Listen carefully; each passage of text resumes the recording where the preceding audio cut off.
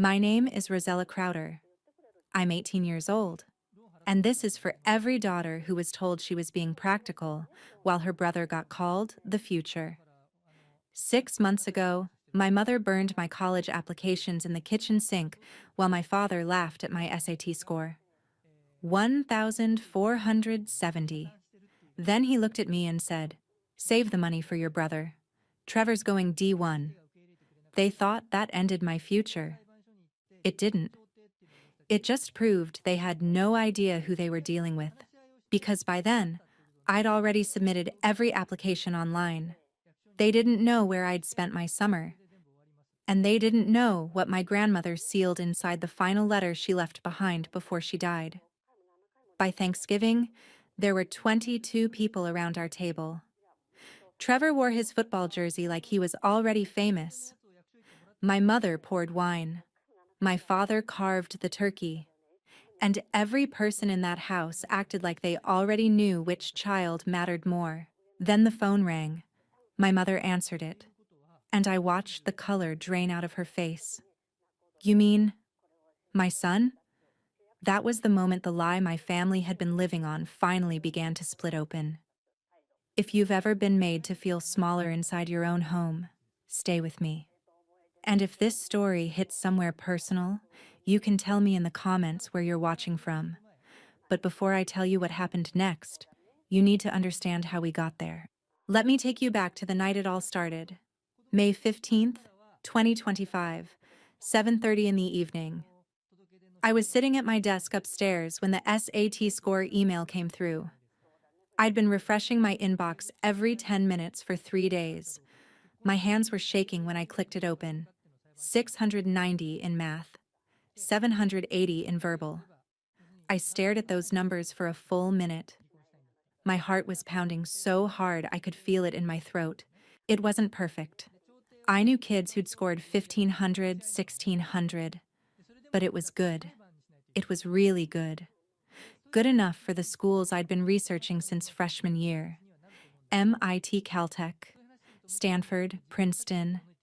I printed the score report. The paper was still warm when I walked downstairs, and I remember how the edges curled slightly, how the ink smelled like possibility. Dad was in the living room watching football highlights. Trevor sat next to him on the couch, controller in hand, half paying attention to the TV and half playing some game on his phone. I stood in the doorway holding my printout, and I can still remember the exact pattern of light from the TV flickering across their faces. "I got my SAT score," I said. Dad glanced over his shoulder. "How bad?" The question didn't surprise me. It should have. Maybe. But it didn't. That's what happens when you're a daughter in a house that only sees sons. 1470, I said. He turned back to the TV. Laughed. Not a cruel laugh. At least, I don't think he meant it to be cruel. Just dismissive. Like I'd told him I got a B on a quiz that didn't matter. "That's cute, Rosie. Real cute." Trevor looked up from his phone for half a second, then back down. I caught his eye for just a moment. Something flickered there. Guilt, maybe, or discomfort. But he didn't say anything. Dad kept talking. "Trevor got 1080 and he's going D1. You think colleges care about tests anymore? They want athletes, leaders, kids who can do something, not just fill in bubbles." The paper in my hand felt suddenly heavy, like all those hours I'd spent studying, the weekends, the late nights, the practice tests, had just been erased. I stood there for a long moment. I was thinking I could apply. Apply where? He didn't look at me. "We've talked about this. College is expensive. We're putting everything into Trevor's future. He's got a real shot." "But scholarships." "Rosella." Mom's voice came from the kitchen doorway. I hadn't heard her walk up behind me. Her arms were crossed. Her face was set in that expression I knew too well, the one that meant the conversation was already over. "We've already decided. The money we've saved is for your brother. He needs camps, recruiting videos, visits. You're smart enough to figure out life without spending $100,000 we don't have. Need-based aid could... No. Dad's voice was flat, final. We're not filling out those forms. We're not spending our time on applications for schools you won't get into anyway. Trevor's the one with the future here. You're practical. You'll be fine. Practical girls stay close to home. That phrase, practical girls, I'd heard it my whole life. Practical girls don't dream too big.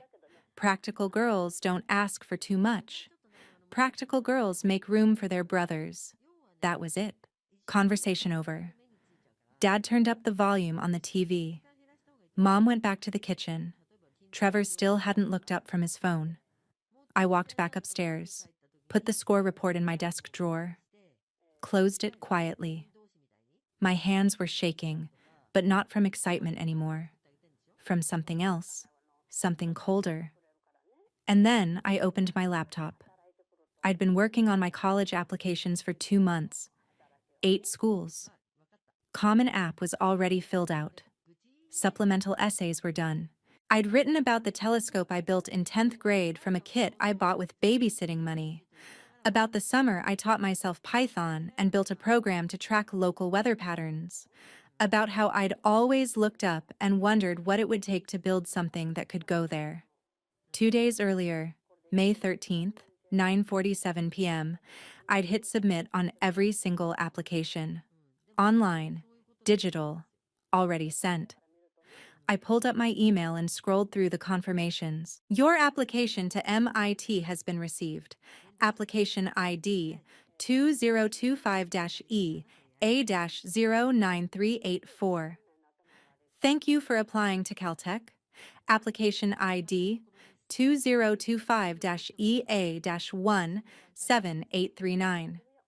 Stanford University confirms receipt of your application. They could burn every piece of paper in this house. It wouldn't matter.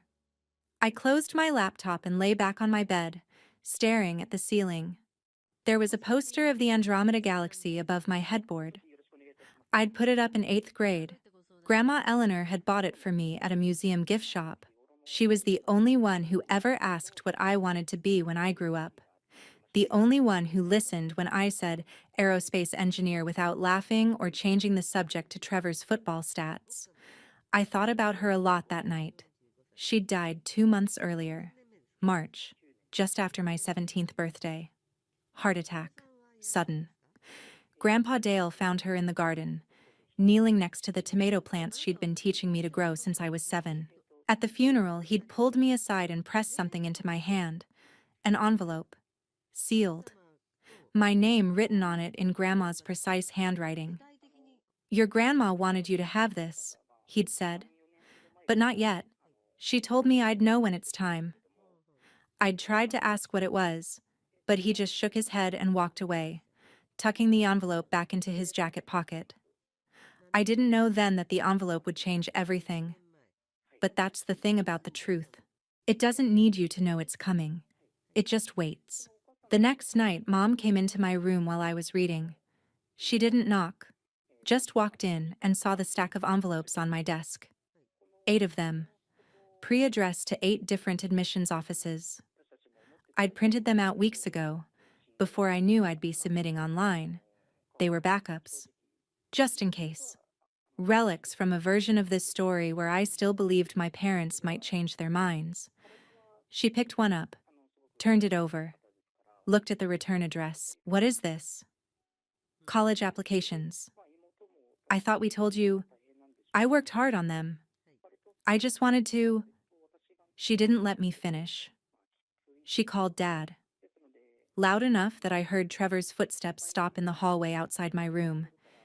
He was listening. Dad came upstairs, took one look at the envelopes and said, "Bring them downstairs." Why? Now, Rosella. I followed them down to the kitchen. My stomach was in knots. I knew what was coming. I could feel it. Trevor was at the table eating leftover pizza. He looked up when we walked in. Our eyes met for a second. He knew too. Mom spread the 8 envelopes out on the counter like evidence of a crime.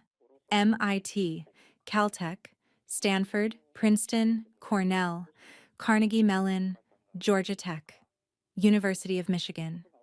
"You've been wasting time on this?" she said. The fluorescent kitchen light was too bright. It made everything look stark, clinical. I could see every line on her face, every bit of disappointment. "It's not wasting. We told you. Trevor needs this money. You're smart enough to get by without college. You don't need some expensive degree to figure out life." Dad picked up the Caltech envelope, read the address. His face hardened. "These places cost $70,000 a year. You think we're made of money? Financial aid? We're not doing it."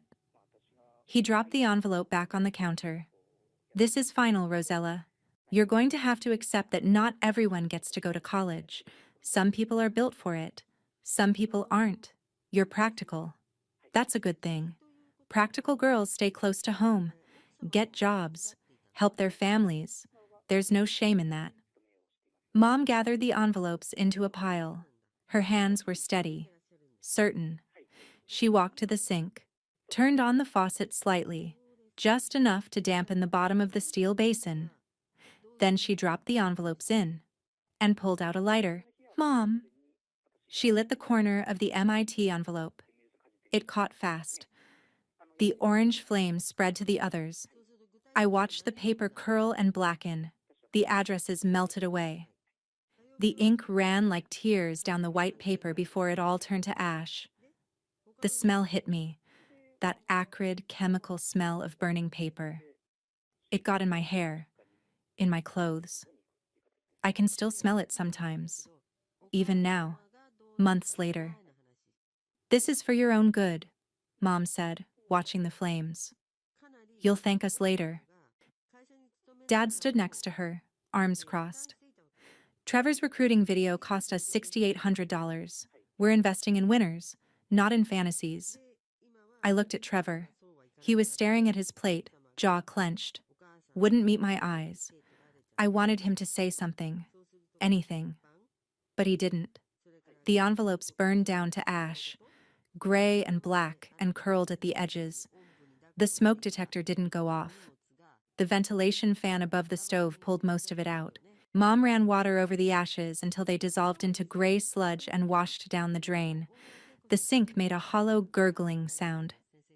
"We're not being cruel," Mom said, drying her hands on a dish towel. "We're being realistic. Girls like you, smart, practical. You don't need a fancy degree. You can work, save money, help the family. That's valuable too. Girls like you. Not girls like someone else. Girls like me. Girls who don't get to dream." Dad called after Trevor. "Come on, champ. Let's watch your highlight reel again." Trevor stood up, looked at me for just a second, opened his mouth like he was going to say something. Then he followed Dad into the living room. I stayed in the kitchen, alone. The sink still smelled like burned paper. My hands smelled like it too. I turned on the faucet and washed them 3 times, but the smell wouldn't leave. I went back upstairs, opened my laptop, and checked my email one more time. "Your application to Caltech has been received. Application ID 2025-EA-17839. Submitted May 13th, 2025, 9:47 p.m." The timestamp stared back at me. 2 days before they burned the backup copies. 2 days before they thought they'd stopped me. They could burn paper. They couldn't burn what I'd already built. That night, lying in bed, I got another email. My phone buzzed on my nightstand. I almost didn't check it. I was exhausted, emotionally drained. But something made me reach for it.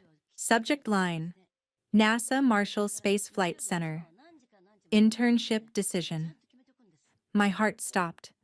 I'd applied on a whim back in March, the same week Grandma Eleanor died. I was sitting in the funeral home during calling hours, watching relatives I barely knew tell stories about her, and I'd pulled out my phone and filled out the NASA application right there. Didn't tell anyone. The application asked for a transcript, an essay about my interest in aerospace, and 2 teacher recommendations. I'd submitted it at midnight and figured I'd never hear back. I clicked it open, read it once, then again, then a third time to make sure it was real. Congratulations! You have been selected for our summer internship program at NASA Marshall Space Flight Center, Propulsion Systems Testing Lab. Paid position, $18 per hour, 40 hours per week. Program dates, June 2nd through August 15th. Please confirm your acceptance by May 22nd. I sat up in bed. Read it again. NASA Marshall was in Huntsville. I lived in Huntsville. The facility was 22 minutes from my house. I could do this without anyone knowing. I hit reply, typed one word, yes. Sent it at 11:43 p.m. Then I closed my laptop and went to bed. But I didn't sleep. I stared at the ceiling, at the Andromeda poster, and thought, this is it. This is how I build something they can't burn. June 2nd, 6:30 in the morning. The sky was that pale pre-sunrise gray. I borrowed Mrs. Patterson's car, our 78-year-old neighbor who didn't drive anymore. I'd been mowing her lawn since I was 14. When I asked if I could use her old Honda Civic for the summer, she handed me the keys and said, "Don't crash it, honey, and eat something before you leave. You look too skinny." I drove to NASA Marshall. The roads were empty.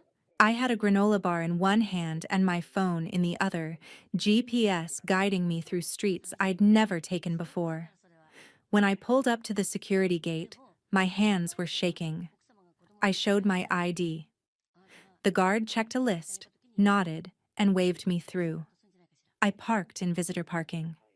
Walked to building 4500, got my badge at the front desk. MS-2025-I-NT-1138. They took my photo. I looked terrified in it, but I didn't care. They gave me a lab coat, a hard hat, a folder with orientation materials, and then they told me to report to Dr. James Whitmore. He was waiting for me in his office. 52 years old, 25 years at NASA.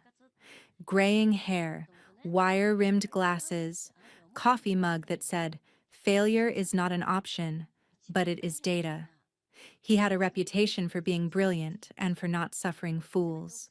He looked at my badge, looked at me. "You're the youngest intern we've had in 5 years," he said. "Don't waste it." That first day, he took me on a tour of the propulsion test stands, massive concrete structures where they fired rocket engines and measured thrust, temperature, fuel efficiency. The test stands were huge, stories tall, covered in sensors and blast shields and scorch marks from previous tests. When they fired an engine during a test run that afternoon, the ground shook. The sound was like thunder compressed into a single roar. I felt it in my chest, in my bones. It was the loudest thing I'd ever heard. I stood there, hard hat on, safety goggles fogging up slightly, and I thought, this is where I belong. Dr. Whitmore had to shout over the noise. Most people talk about going to space. We build the things that get them there.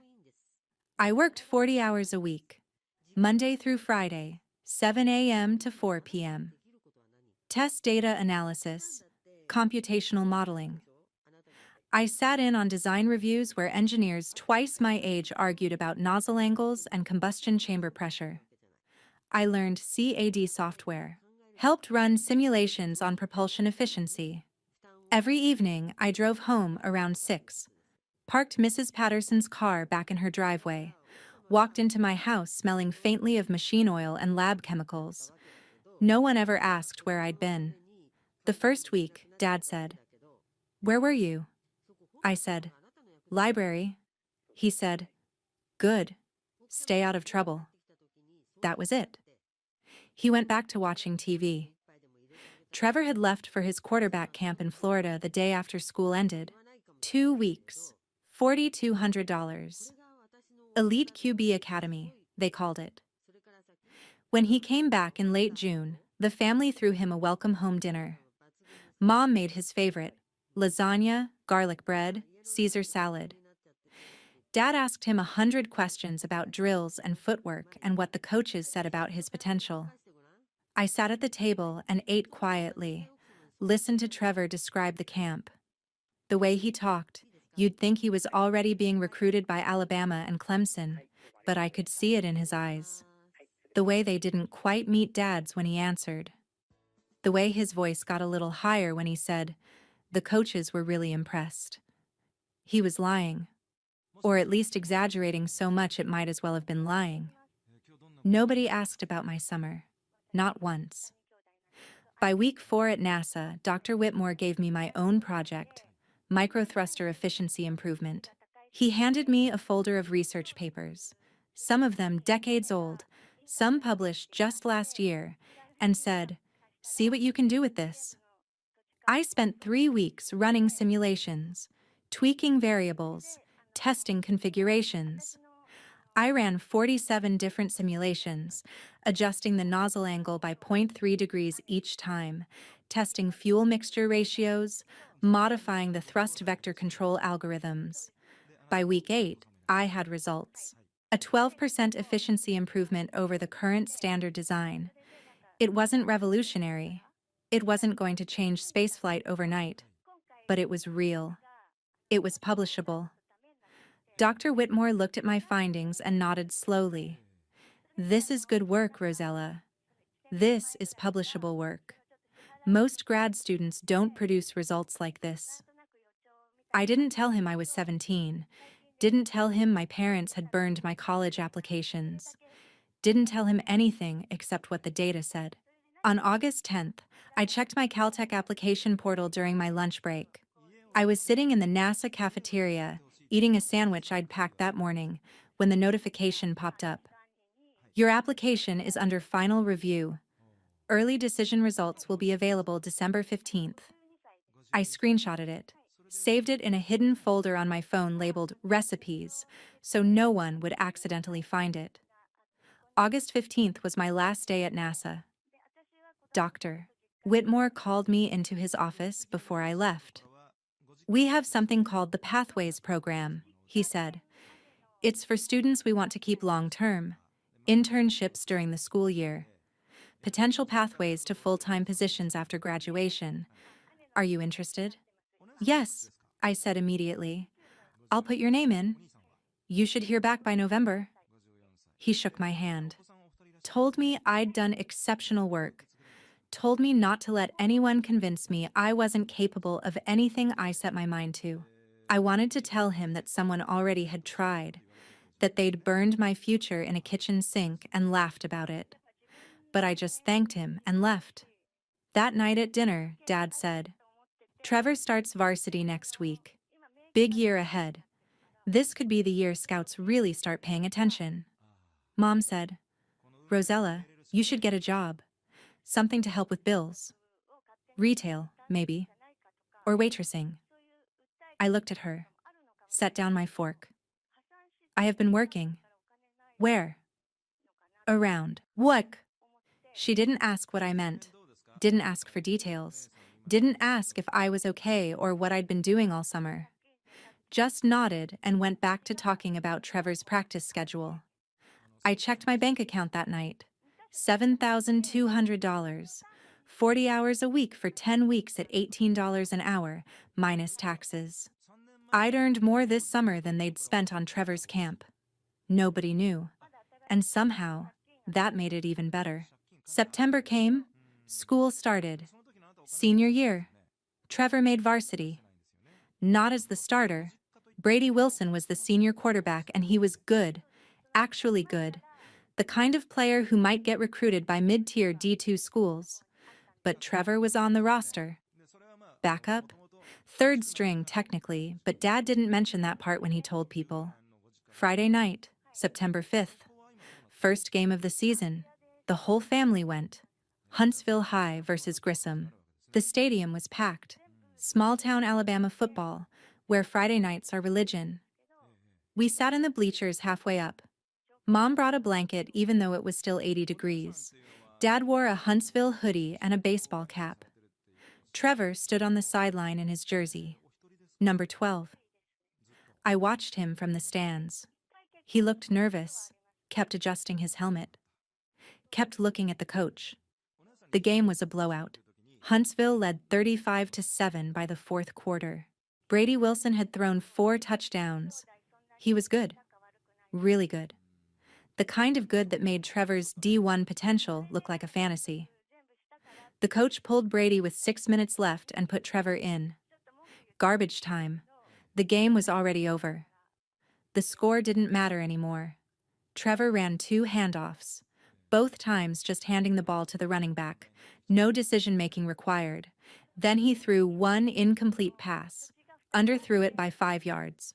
The receiver had to stop and come back for it, and it still hit the ground. The clock ran out. Game over. In the parking lot afterward, Dad was on the phone with someone. I don't know who. Yeah, Trevor had some great plays tonight, really showed what he can do. I think there were some scouts in the stands. Hard to tell, but you could feel the energy. None of that was true. Mom was telling Mrs. Henderson, "Did you see how he carried himself out there? That's a D1 athlete. You can just tell." Trevor didn't say anything. He got in the car and stared out the window, jaw tight. I knew what he was thinking. I could see it in the set of his shoulders. He knew this wasn't real. He knew he'd only played because the game was already decided. Because it didn't matter. But he didn't correct them. At home, Dad got on the phone with Grandpa Dale. I was in the kitchen getting water when I heard it. "Yeah, Dad, Trevor had a great game tonight. Brady got a little banged up." Lie. So Trevor stepped in and really took command. Coaches are talking about giving him more playing time, maybe even starting him next week. None of that was true. Not a single word. I stood there, glass of water in my hand, listening to my father construct an alternate reality. Then the phone rang. Different phone. Dad's cell. He answered.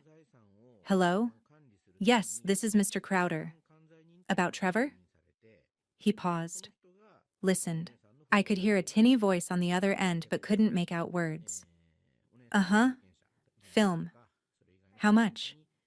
Another pause. His face changed. Excited now.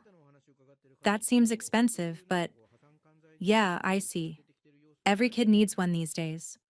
"Okay, send me the information." He hung up. Mom came into the kitchen. "Who was that?" "Recruiting service. They make highlight films, send them to colleges. $3,200. I almost laughed. It wasn't a scout. It wasn't a college coach. It was a sales call. Some company that bought lists of high school athletes and cold called their parents selling overpriced recruiting packages. Mom said, "We should do it. We already spent $6,800 on the camp. This is different. This is Trevor's future. He needs a film. How else will colleges see his potential?" Dad sighed. "Fine. I'll call them back tomorrow." I realized in that moment that there had been no scout on the phone earlier. No college coach. Just my father's wishful thinking, dressed up as fact, and sold to Grandpa Dale and anyone else who would listen. But my parents would pay $3,200 for a recruiting video that would accomplish nothing, because they needed to believe. Trevor was in the living room when I walked through. He looked at me. I looked back. For just a second, I saw something in his face. Guilt, maybe. Or exhaustion. Or both. Then he looked away. But here's what I didn't know until later. What Trevor told me months afterward, over coffee, when we finally talked about all of this. He'd seen my NASA badge. In early July, he'd been looking for his phone charger in the kitchen and found my backpack on a chair. The zipper was open. My badge was sitting right there on top. MS-2025-I NT-1138. with my photo and NASA Marshall Space Flight Center printed across the top. He'd picked it up, looked at it, realized what it meant, and he'd put it back, zipped up my bag, never said a word. He'd kept my secret, the only person in that house who knew the truth, and he'd protected me. I didn't know that then, but it matters to the story, because Trevor wasn't the villain. He was just a kid drowning in expectations he never asked for. October 1st, late at night. I was in my room when my phone buzzed. Email from Caltech. Portal update available. My hands shook as I opened it. Thank you for your early decision application. Your decision will be available December 15th at 5 p.m. Pacific Time. 2.5 months. I took a screenshot, filed it away in my recipes folder. The next week, I got an email from Dr. Whitmore. Pathways paperwork submitted. You're on the shortlist. Should hear back by mid-November. Great work this summer, by the way. The team still talks about your microthruster analysis. You've got a real future in this field. 2 secrets now. Caltech pending, NASA pending. No one in my family knew about either one. I was building something in the dark. Brick by brick, number by number, application by application. And the best part? They couldn't burn what they didn't know existed. Mid-October. Sunday dinner. Aunt Linda and Uncle Joe came over with their kids, my cousins, Emma, 16, the twins, Jake and Ryan, 12, Madison, 9, and baby Olivia, 2, who spent most of dinner throwing Cheerios on the floor. The table was set for 10. Trevor sat at the head, next to Dad, the position usually reserved for the man of the house. I helped Mom set out the food: pot roast, mashed potatoes, green beans, rolls. Everyone settled in. Dad said grace. Then the conversation turned, as it always did, to Trevor. Aunt Linda said, "Trevor, how's football going?" "Good. We're 5-2. Uncle Joe said, "You starting yet?" Trevor hesitated, looked at his plate. "Not yet, but Coach says—" Dad interrupted. "Trevor's being humble. Scouts are circling. We've had calls." That was a lie. I knew it. Trevor knew it. But nobody else did. Aunt Linda beamed. "That's wonderful. Which schools?" Dad smiled mysteriously. "Can't say yet. Don't want to jinx anything. But let's just say we're very optimistic." Uncle Joe raised his glass. "To Trevor. Best of luck, kid." Everyone drank. Then Aunt Linda turned to me. "What about you, Rosella? What are your plans for next year?" Mom answered before I could. Her voice was light, casual, like she was discussing the weather. "Rosella's taking a gap year. Not everyone's cut out for college right away. She's going to figure out what she wants to do, maybe get a job, save some money." Not everyone's cut out for college. The words hit me like a slap, even though I'd heard variations of them 100 times. I didn't correct her. I just cut my pot roast into smaller and smaller pieces.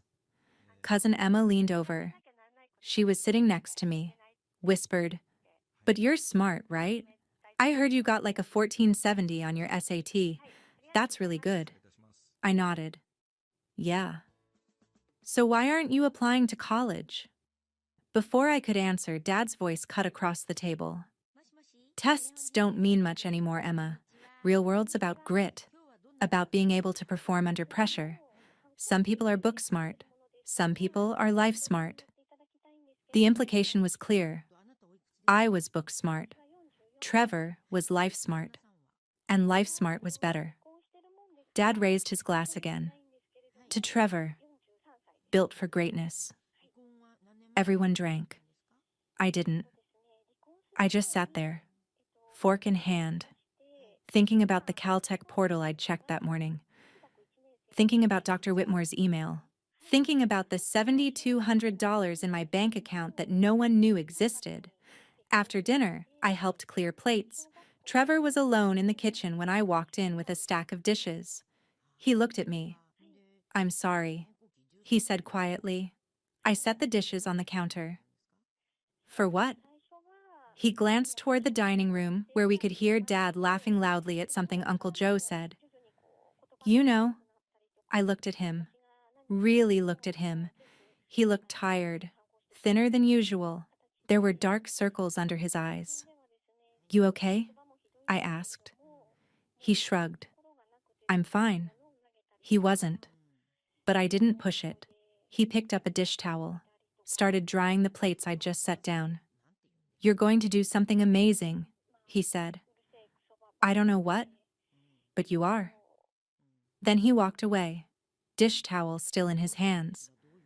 I stood there in the kitchen, alone with the sound of water running in the sink, and I thought, he knows. He doesn't know the details, but he knows. He knew this was all wrong, but he didn't know how to stop it. And neither did I. Not yet. If you're still watching, if this is hitting close to home, if you've ever had to build your future in silence while everyone else cheered for someone else, drop a comment right now. Just write, I'm building too. Let me know I'm not alone in this. Let me know you're out there, working on something they can't see yet. November 10th. I was at school sitting in AP Calculus when the email came through. My phone buzzed in my backpack. I wasn't supposed to check it. Mrs. Chen had a strict no phones policy, but something made me glance at my watch. Email notification. From NASA. I waited until the bell rang, walked to the bathroom, locked myself in a stall, opened the email with shaking hands. NASA Marshall Space Flight Center, Pathways Program. I read it standing there, backpack at my feet, the fluorescent bathroom light buzzing overhead. Congratulations! You have been selected for continuation in our Pathways Student Internship Program. Spring semester schedule available, $20 per hour. Please confirm availability. I replied immediately. Right there in the school bathroom, sitting on the edge of a toilet seat, fingers flying across my phone screen. Available. Thank you. I accept. Sent it. Then I sat there for 5 minutes, just breathing. $20 an hour. Spring semester. Pathways program. The pipeline to full-time positions after graduation. NASA wanted me back. November 15th. Another email. Different sender. Caltech early decision. Decision available. Not the decision itself. Just a notification that it was coming. December 15th. 5 p.m. Pacific. 8 p.m. Eastern. I marked it in my calendar. Set 3 separate reminders. 1 month. November 20th. 5 p.m. Pacific. 8 p.m. Eastern. I was in my room. Door locked. Curtains closed. Laptop open on my bed. I refreshed the portal. The page loaded slowly. Too slowly. My internet was garbage. Small-town Alabama DSL that maxed out at like 3 megabits per second. Then the words appeared. Congratulations. Just that, at first. The word hung there on the screen while the rest of the page loaded. Then more text appeared. On behalf of the California Institute of Technology, I am delighted to offer you admission to the class of 2030. I stared at it, refreshed the page to make sure it was real. It was still there. I scrolled down. Financial aid information. Need-based grant, $68,000 per year. Work study, $2,000 per year. Student contribution, $1,200 per year. Total over 4 years, $272,000 in aid. I would graduate debt-free. From Caltech, one of the best STEM schools in the world. I sat there on my bed, laptop screen glowing in the dark room, and I felt something crack open inside me. Not in a bad way, in the way a seed cracks when it finally starts to grow. I wanted to cry. I wanted to scream. I wanted to run downstairs and shove the screen in their faces and say, "See? See? I'm not the one who's not cut out for college. I'm the one they want." But I didn't. I took a screenshot, saved it, closed the laptop. Went downstairs for dinner like nothing had happened. Dad was on the phone. Yeah, Trevor's got a real shot this year. His highlight film is going to blow coaches away. We spent some serious money making sure it's professional quality. $3,000, but it's an investment. $3,200. For a video that would sit on a recruiting service website that no college coach would ever look at. Because that's not how recruiting works. That's not how any of this works. But he didn't know that. Or maybe he did. And he just couldn't admit it. I sat down at the table. Mom had made spaghetti. Trevor was already eating, eyes down, not talking. Nobody asked about my day. Nobody asked if anything had changed. I ate my spaghetti and thought about Pasadena, about palm trees and mountains and rocket propulsion labs, about a future I'd built in secret while they watched football highlights. I went to bed that night thinking about December, about Thanksgiving, 27 days away. 22 people would be coming to our house, and I still hadn't decided if I was going to tell them. November 21st. Mom started planning Thanksgiving in earnest. 22 confirmed guests. She made lists on yellow legal pads. Turkey, 24 pounds. Costco run. Folding tables, extra chairs, pies, pumpkin, pecan, apple, green bean casserole, cranberry sauce. She was stressed. I could see it in the way she snapped at Dad when he suggested we just order a pre-made meal from the grocery store. Absolutely not. This family makes Thanksgiving from scratch. This family. As if we were some kind of unit. As if we all wanted the same things. Grandpa Dale called to confirm he was coming. I answered the phone. "Hey, kiddo," he said. "How are you?" "I'm good, Grandpa." "Really?" I paused. Grandpa had a way of asking questions that made you tell the truth even when you didn't want to. "Yeah, really. Your grandma would have been proud of you, you know." My throat tightened. "For what?" "For being you. For not letting them make you smaller." I didn't know what to say to that. He cleared his throat. "I'll see you Thursday. Got something for you. Something your grandma left." "The letter?" "Yeah. Time's right, I think." We hung up. I sat there holding the phone, thinking about Grandma Eleanor, about the garden, about the telescope she bought me, about the way she used to say, "You're named after me, you know, so you've got to live up to it." November 23rd. A package arrived. Return address: California Institute of Technology, Office of Admissions, 1200 East California Boulevard, Pasadena, California, 91125. I was home when the mailman came, grabbed it before anyone else could see, took it straight to my room, opened it with shaking hands. Welcome packet, thick, glossy, course catalog, campus map, housing information, a letter from the dean welcoming me to the class of 2030, a Caltech pennant, a sticker. I spread it all out on my bed, touched each piece like it might disappear. This was real. This was mine. I hid it all in the back of my closet, behind boxes of old clothes I never wore anymore. November 25th. Another email from Caltech Financial Aid. "We have attempted to reach you by phone regarding your financial aid package. Please verify your enrollment plans and confirm your understanding of the aid offer. We need to hear from you by December 1st to hold your spot." I didn't respond yet. 3 more days until Thanksgiving. I couldn't sleep that night. I lay in bed staring at the ceiling, at the Andromeda poster, thinking about what would happen if I told them.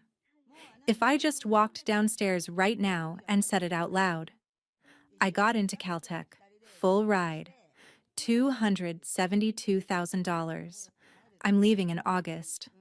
But I didn't, because part of me, a part I'm not proud of, wanted to see how far they'd go.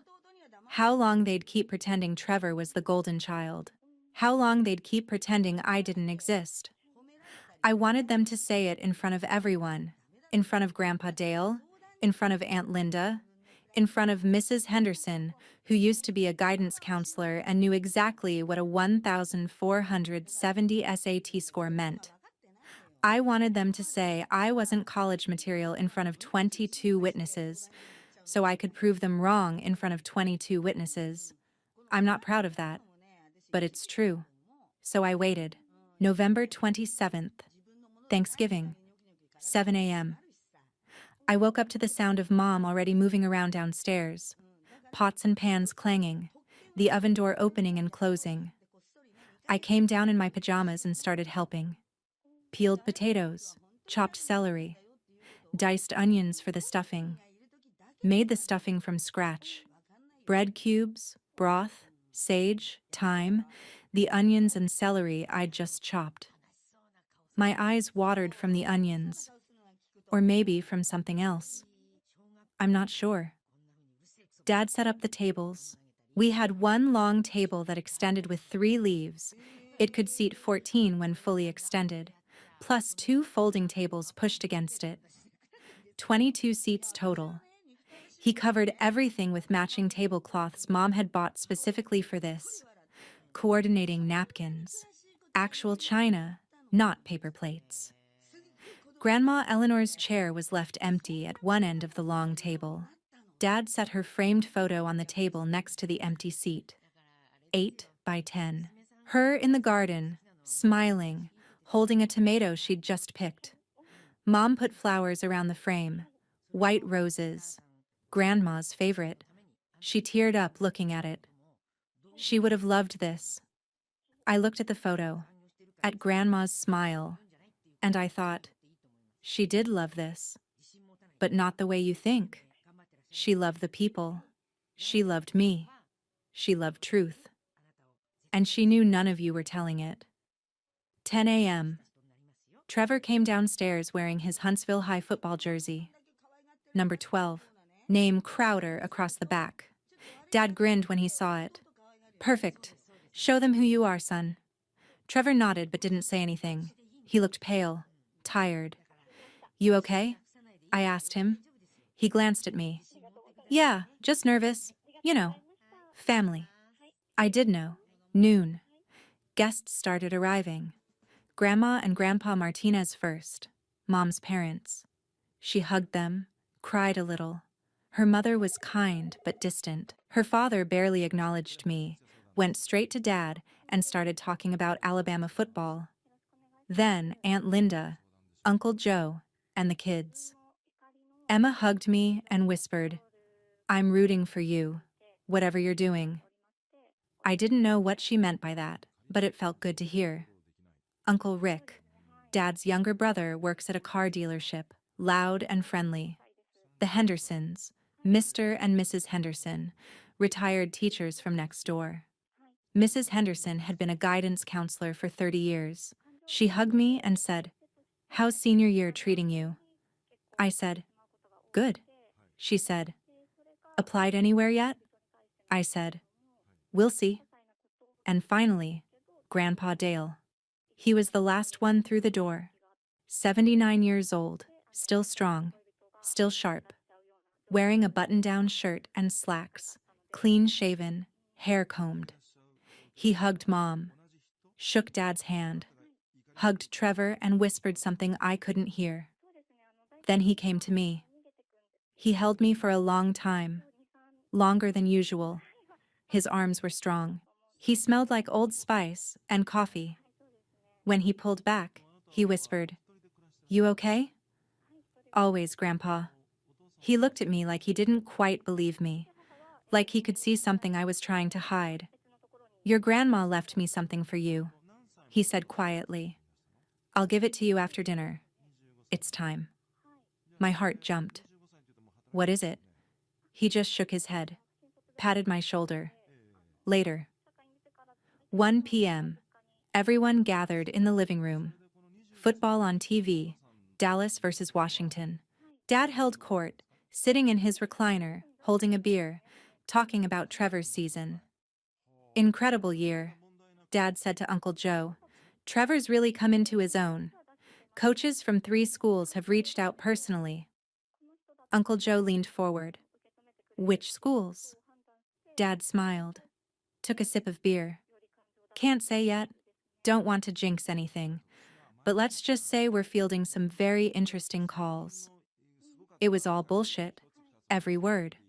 But Uncle Joe nodded, impressed. Aunt Linda looked at me. What about you, Rosella? What are you thinking for next year? Mom answered. She was standing in the doorway holding a dish towel. Her voice was light, pleasant. Rosella's figuring things out, taking time. Not everyone rushes into college. She's practical. She'll probably stay local. Get a job. Maybe go to community college eventually. Not everyone rushes into college. She'd upgraded from not everyone's cut out for college to not everyone rushes into college. Slightly softer phrasing, same meaning. Mrs. Henderson, bless her, said, Rosella, with your SAT score, you have options. Have you thought about engineering programs? Or computer science? Dad waved a hand, dismissive. She's practical. Thinking local. Staying close to home. That's smart, actually. College isn't for everyone. Some kids need to figure out who they are first. Some kids. Not Trevor, obviously. Just some kids. Trevor sat on the couch, quiet, uncomfortable. He kept glancing at me, then looking away. Emma leaned over to me. We were sitting on the floor because all the good seats were taken. She whispered, You were always the smart one. I whispered back, Trevor's smart too. She lowered her voice even more. Not like you. Everyone knows it. I don't get why they act like he's the special one. I didn't have an answer for that. 2:30. Mom called everyone to the table. The seating arrangement told you everything you needed to know about this family. Dad at the head, Mom at the foot, Trevor next to Dad, in the seat of honor, Grandpa Dale next to Mom. Me? I was 3 seats down, wedged between Cousin Madison and Uncle Rick. I helped carry food from the kitchen, set out dishes, poured water and iced tea, refilled bread baskets. 3:15. Everyone was finally seated, plates full, turkey carved. The table looked beautiful. All that china, the flowers, the candles Mom had lit, Grandma's photo watching over everything. Dad stood to say grace. We all bowed our heads. Lord, we thank you for this food, for this family, for the blessings of another year. We're especially grateful for Trevor's success this season and for the opportunities ahead of him. We ask that you guide him toward the right path. Amen. Amen. Not a word about me. Not even, we're grateful for all our children. Just Trevor. Just his success. Just his opportunities. I kept my head down. Didn't look up. Didn't want anyone to see my face. Then the phone rang. It was loud. Shrill. Old school landline ring because Dad refused to get rid of the house phone even though everyone had cell phones now. The ringtone. Mom had set it years ago to some generic melody, but it was the same one Grandma Eleanor used to use on her phone. Everyone froze for just a second. Mom looked at the caller ID on the base station across the room. Unknown number, 626 area code, California. Should I get it? She said. Dad said, It's Thanksgiving. Let it go to voicemail. It rang again. Same number. Grandpa Dale said, Maybe it's important. Mom picked up, hit the button. Hello? Pause. Yes, this is Mrs. Crowder. Pause. Her face changed. Confusion, then shock. I'm sorry, who is this? Longer pause. The table had gone completely quiet. Forks frozen midair. 22 people listening. Caltech? The entire room seemed to hold its breath. Mom's eyes went wide. She looked directly at me. You're trying to reach... whom? Her voice cracked slightly. My daughter? I felt every single pair of eyes in that room turn toward me, all 22. Even baby Olivia stopped throwing food. Mom pressed the phone to her chest, covered the speaker. Her face was pale. Rosella, did you apply to Caltech? I stood up, walked over, extended my hand. I'll take it. She handed me the phone. Her hand was shaking. I put it to my ear. This is Rosella Crowder. The voice on the other end was clear, professional, female. Hello, Rosella. This is Dr. Sarah Chen from the California Institute of Technology Office of Financial Aid. I apologize for calling on a holiday, but we've been trying to reach you for several days. Did you receive our aid package notification? 22 people listening to every word I said. Yes, ma'am, I did. Wonderful. I wanted to personally confirm the need-based grant of $68,000 per year. Is this amount acceptable to you? Yes. Excellent. We'd love to invite you and your family to campus on December 8th for our admitted students reception. It's an opportunity to meet faculty, tour the labs, and connect with other incoming freshmen. Will you be able to attend? I'll be there. Perfect. I'll send you the details via email this evening. And Rosella? Yes? Congratulations. We're absolutely thrilled to have you as part of Caltech's class of 2030. Your application was exceptional. Thank you. I hung up, set the phone down on the table. The silence was so thick you could cut it. Dad stood up slowly. His face was red. What the hell just happened? I looked at him, looked at Mom, looked at Trevor, then looked at Grandpa Dale. He was smiling. Actually smiling. I said, I got into Caltech. You applied. Dad's voice was tight. Without telling us? I told you I wanted to apply. You burned my envelopes. Remember? Kitchen sink. May 16th. Mom's voice was shaking now. We said no. We said save the money for Trevor. We said, I didn't need your money, I said calmly. I got a full ride. $68,000 a year in need-based aid. That's $272,000 over 4 years. Uncle Joe, God bless Uncle Joe, did the math out loud immediately. $272,000? Gasps around the table. Aunt Linda's hand went to her mouth. Rosella, that's incredible. Mrs. Henderson was already crying. I knew it. I knew you could do it. Dad's face was getting redder. You went behind our backs? After we explicitly told you no? I submitted my applications online, I said. September 15th, 2 days before you burned the backup copies I'd printed. Trevor's head snapped up. Before? I nodded. 2 days before. Emma whispered, Oh my God. The table was completely silent again. Dad was sputtering now. When did you find out? November 20th. A week ago? And you didn't tell us? I looked at him. Really looked at him. Would you have listened? Silence. Nobody answered. Grandpa Dale stood up, walked over to me, pulled me into a hug, whispered in my ear, loud enough that people nearby could hear. Eleanor would be so damn proud. Then he said louder so everyone could hear. There's more, isn't there? I pulled back, looked at him, nodded. Tell them, he said. I took a breath. I've been working at NASA Marshall Space Flight Center since June. Mom's voice cracked. What? Summer internship. Propulsion Systems Testing Lab. $18 an hour. 40 hours a week. 10 weeks. I earned $7,200. The table erupted. NASA? You worked at NASA? That's where you were all summer? Dad's voice cut through. You said you were at the library. You didn't ask, I said. You never asked. I told you I was working. You assumed it was nothing. You didn't care enough to ask where. Aunt Linda's voice was soft, almost awed. Rosella, NASA, here in Huntsville? 22 minutes from this house, I said. Building 4500.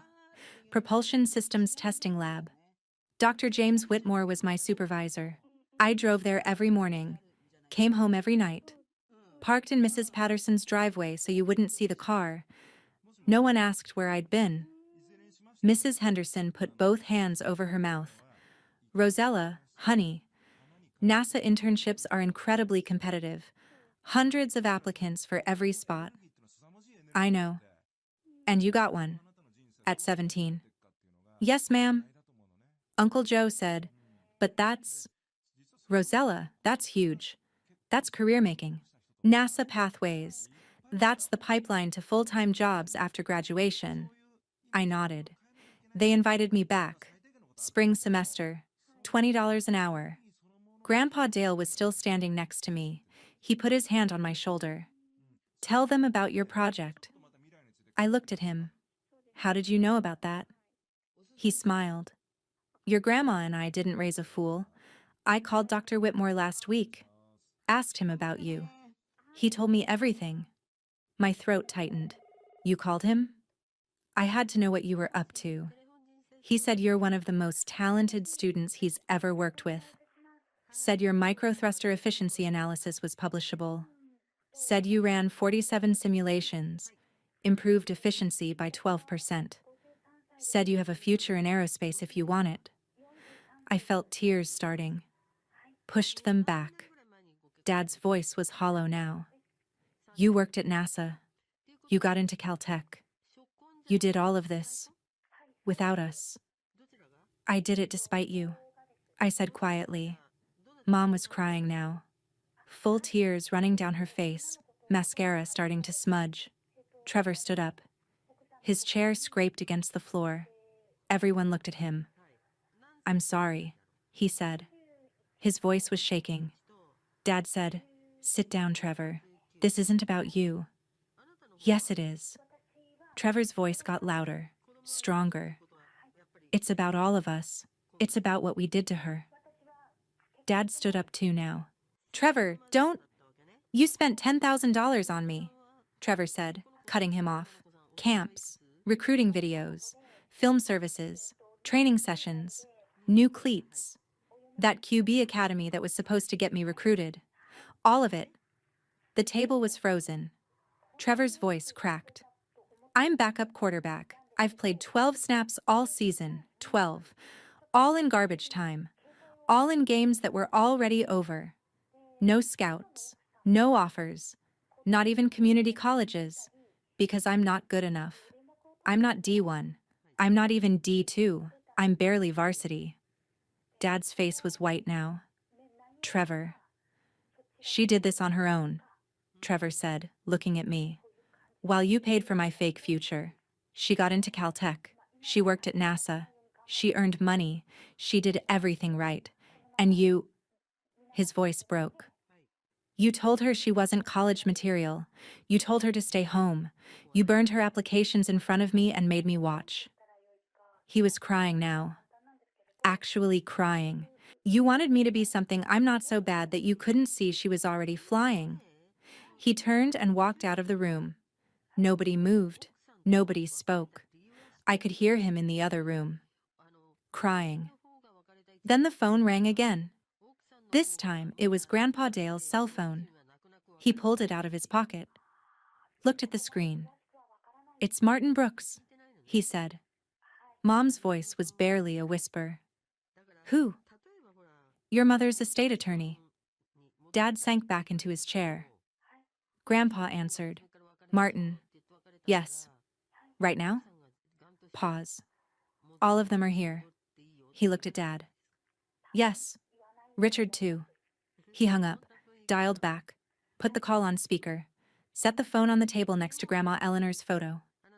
Martin Brooks's voice filled the room, deep, professional, measured. Good afternoon, everyone. Martin Brooks, attorney for the estate of Eleanor Crowder. I apologize for interrupting your holiday, but Dale asked me to call at this specific time. This concerns the trust Mrs. Crowder established before her death. Dad's voice was hoarse. What are you talking about? Your mother set aside $150,000 in a trust to be split equally between her two grandchildren, Trevor and Rosella, 75,000 each. The room was completely silent now. Even baby Olivia was quiet. However, there were specific conditions. Each grandchild receives their share upon acceptance to an accredited 4-year university, not community college, not vocational school, a 4-year institution. Aunt Linda's voice was barely audible. 150,000? Yes. Mrs. Crowder was very clear about her intentions. The money is to support higher education and only higher education. Martin continued. I've been monitoring both grandchildren's educational progress as executor of the estate. As of November 20th, 2025, Rosella Crowder was accepted to the California Institute of Technology. Is this correct, Rosella? Yes, sir, I said. Then, Rosella qualifies for immediate distribution of her $75,000. Funds will be transferred to her designated account within 5 business days. Uncle Joe's voice again, quiet. Doing the math nobody wanted to say out loud. $75,000. Dad found his voice. What about Trevor? Has Trevor been formally accepted to an accredited 4-year university? Silence. Longer silence. Dad finally said, He's being recruited. Has he received a formal acceptance letter? Even longer silence. Dad's voice was barely a whisper now. Not yet. Then his share remains in trust until he qualifies. Mom's voice was broken. Mother never told us about this. She specifically asked me not to, Martin said. His voice was gentle but firm. She said, and I'm quoting directly from our conversation, they'll try to interfere. They'll try to redirect the money to where they think it should go. Don't let them. The words hit like a bomb. Grandpa Dale reached into his jacket pocket, pulled out an envelope, old, yellowed slightly, my name on it in Grandma Eleanor's handwriting. His hands were shaking as he broke the seal. There's one more thing, Martin's voice said through the phone speaker. Mrs. Crowder left a sealed letter to be read when the first grandchild qualified for distribution. Dale, are you ready? Yes, Grandpa said. His voice was thick. Aunt Linda said, Dale, what does it say? Grandpa unfolded the letter. A single sheet of paper, handwritten. I could see Grandma's neat script from across the table. Do you want me to read it? Grandpa asked, looking at me. I nodded. Everyone was looking at him now. He cleared his throat, started reading. Dale, if you're reading this, it means the kids are grown. I only have one thing to say. Rosella is the one. My breath caught. Grandpa's voice shook as he continued. She's got Eleanor in her. Quiet, brilliant, built to last. I watched her for 17 years. I saw what you all missed. She doesn't need to be loud to be extraordinary. She doesn't need permission to be brilliant. The money is hers when she earns it. And she will. Don't let them waste her. Tell her I'm proud. Tell her she's named after me for a reason. Tell her the stars were always meant for her. Eleanor. Silence. 8 seconds of complete total silence. Nobody breathed. Then Aunt Linda started crying. Then Mrs. Henderson. Then Emma. Then Grandma Martinez. Then Uncle Joe's voice cracking. Jesus Christ. Grandpa Dale was crying too now. He folded the letter carefully, handed it to me. I took it with shaking hands, read it again. My grandmother's handwriting. Small and precise and certain. Rosella is the one. She's got Eleanor in her. I realized in that moment, fully realized, for the first time, that I was named after her. Rosella, Eleanor. She'd given me her name. She'd seen something in me before I was old enough to see it myself. And she'd left me proof. The tears came then. First time since May. First time since they burned my applications. First time since I'd decided to build everything alone. But these tears were different. These tears were relief. Grandpa pulled me into a hug, held me tight, whispered. She knew. She always knew. From the time you were born, she told me, that one's going to change the world, Dale. Don't you dare let them clip her wings. I buried my face in his shoulder and sobbed. Aunt Linda stood up, walked over, hugged me too. Then Mrs. Henderson, then Emma, then Uncle Joe, then Grandma Martinez, then Uncle Rick. One by one. Grandpa Martinez stood up, the man who'd barely acknowledged me all day, and walked over and said, I'm sorry, kid. I should have paid more attention. I nodded, couldn't speak. My parents didn't move. They sat at the table. Dad's face was white. Mom was crying, but she didn't get up, didn't come to me. Trevor was still in the other room. I could hear him. Martin Brooks's voice came through the phone speaker one more time. Rosella, I'll email you the trust distribution paperwork tomorrow morning. You'll need to designate an account for the transfer. Congratulations. Your grandmother would be very proud. The call ended. I stood in the middle of the room, surrounded by family, but not my parents, not the two people who should have been the first to celebrate. Grandpa said quietly, You can stay with me. I have the spare room. It's yours for as long as you need it. I looked at him. I don't want to cause problems. His voice was ice. You're not the problem. You never were. Dad stood up. We need to talk. Grandpa's voice cut through. Not tonight. This is my house. And that's my granddaughter, who just found out her dead grandmother believed in her more than her living parents ever did, who just found out she's getting $75,000 to support the education you told her she wasn't capable of, who just found out everything you told her about herself was a lie. So no, Richard, not tonight. Tonight she's coming home with me. I looked at my parents. Mom was still crying. Dad was staring at the table. Neither of them said anything.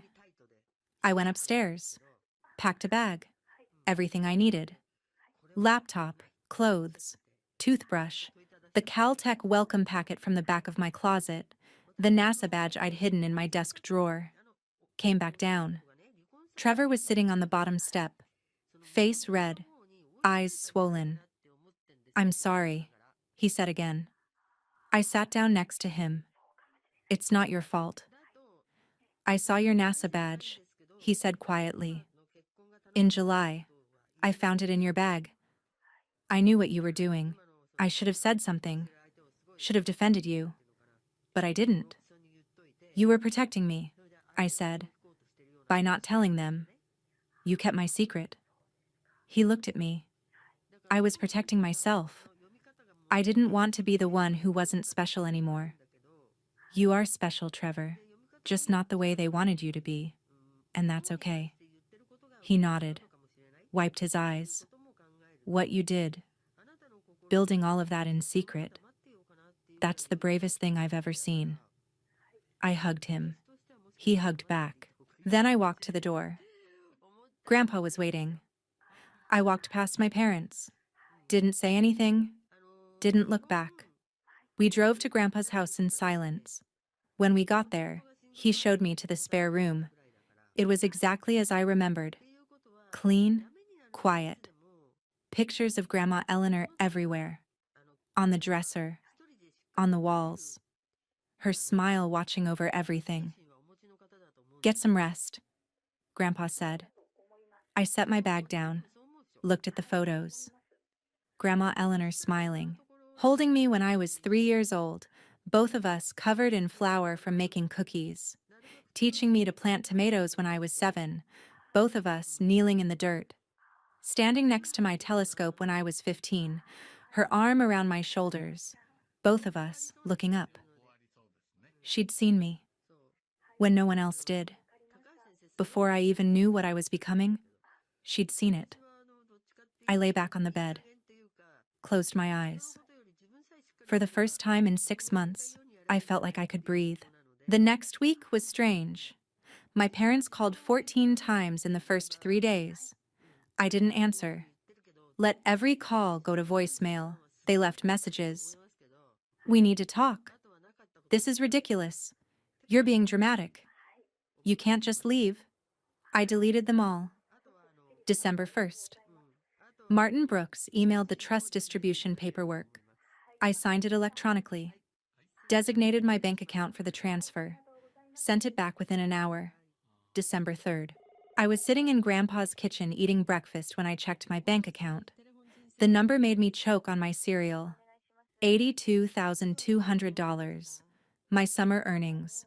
$7,200, Grandma's trust. $75,000, I texted Grandpa. It's real. He was in the next room, texted back. Eleanor kept her promises, always did. December 4th, 4 p.m. There was a knock on Grandpa's door. He answered. It was Mom. She looked terrible. Eyes red. Hair pulled back. No makeup. Can I talk to her? She said. Grandpa looked at me. I was standing at the top of the stairs. I nodded. He let her in. I came downstairs. We sat in the living room. Grandpa stayed in the kitchen, giving us space but staying close enough to hear. What you did was wrong, Mom said. I looked at her. What did I do wrong? You went behind our backs. I built a future you told me I couldn't have. We were trying to protect you. From what? Success? She started crying. From disappointment. From failure. From setting your expectations too high and getting crushed when it didn't work out. I didn't fail, I said calmly. I got into Caltech. I worked at NASA. I earned money. I did everything right. Better than right. But you lied. No, I said. You didn't ask. There's a difference. I told you I was working. You assumed it was nothing. You didn't care enough to ask where. She broke down completely, full sobs. I thought I was doing what was best. Best for who? I asked quietly. She didn't answer. I let the silence sit. Then I said, when you're ready to see me, the real me, not the version you decided I was supposed to be, call me. Until then, I need space. She stood up, walked to the door, stopped. I'm sorry, she said. I know, I said. But sorry isn't enough yet. She left. No resolution, no apology that mattered, no promise to change, just silence. But I felt lighter anyway, because I didn't need her approval anymore. January came. Trevor got accepted to Calhoun Community College, local 2-year school. He planned to transfer eventually, maybe to UAH or Auburn if he could get his grades up. My parents didn't call the extended family, didn't make an announcement, didn't throw a celebration dinner. Just quietly signed the paperwork and told people when asked. Trevor texted me. I got in somewhere. Community college. It's a start. I replied immediately. That's great, Trevor. Really proud of you. He wrote back. I'm sorry I let them make you invisible. I said, you didn't make me invisible, they did. You were just a kid caught in the middle, and you tried to protect me by keeping my secret. That matters. He asked, can I see you sometime? I said, yeah. Coffee? I'd like that. We met the next week at the Starbucks on University Drive, sat outside even though it was cold, talked for 2 hours. He apologized again. Told me he'd known all along it was wrong. Told me he didn't know how to stop it without destroying the family. I told him it wasn't his job to fix them. He told me about community college, about maybe studying business, maybe trying to find what he actually wanted instead of what Dad wanted. I told him that was the smartest thing I'd heard him say. He said, you were always smarter than all of us. I said, you're going to be okay, Trevor. You just need to find your own way. Not Dad's way. Not the football dream. Your way. He nodded. I'm trying. We hugged before we left. Real hug. First real hug we'd had since we were kids. I think he's going to be fine. He just needs time and distance from their expectations. February came faster than I expected. I was packing for Caltech, clothes, books, my telescope, carefully wrapped in bubble wrap, box labeled fragile in 3 places. My parents asked if they could help. I said, I've got it. February 10th. Dad showed up at Grandpa's house. I answered the door. I want to apologize, he said. I stepped outside, closed the door behind me. We stood on the porch. Okay. I was wrong. About everything. About you. About Trevor. About what success means. About what matters. I nodded. Yes, you were. Can you forgive me? I looked at him. Really looked at him.